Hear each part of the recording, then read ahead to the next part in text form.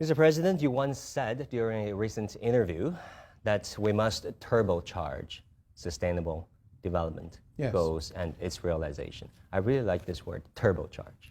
That shows the urgency and necessity, of course. And then this Sustainability Week to be held in April is your brainchild.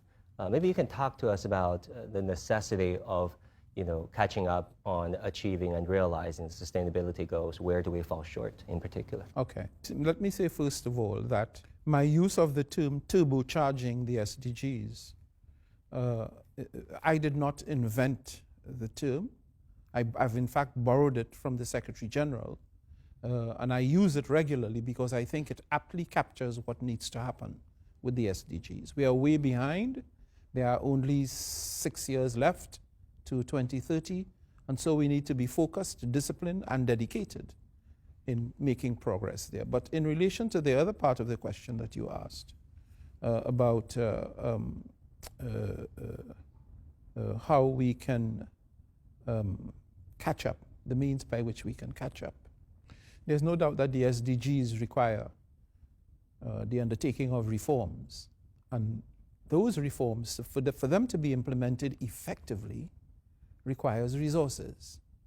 Resources that most developing countries, particularly the most vulnerable, small island developing states, LDCs, LLDCs, do not have the wherewithal to finance internally. And there's a very good reason why they don't. That reason is that they are burdened with the overhang of debt. So Sustainability Week, as we have conceived it, is a flagship project that will focus on 5 primary areas, sectors of the economy that we believe are of extreme importance to several developing countries. And they are tourism, infrastructure, energy, debt sustainability, and there's one more, which transportation. Those sustainable development simply would not be possible without an effective, well-organized transportation system.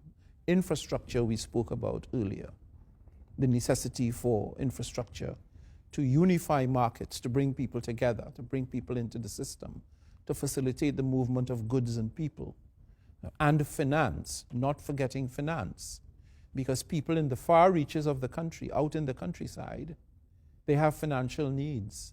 They need to undertake transactions.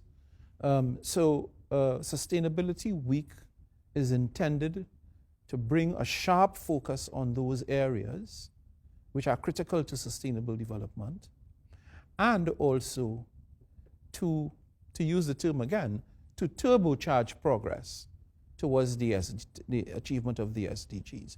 We are not by any means leaving the SDGs behind.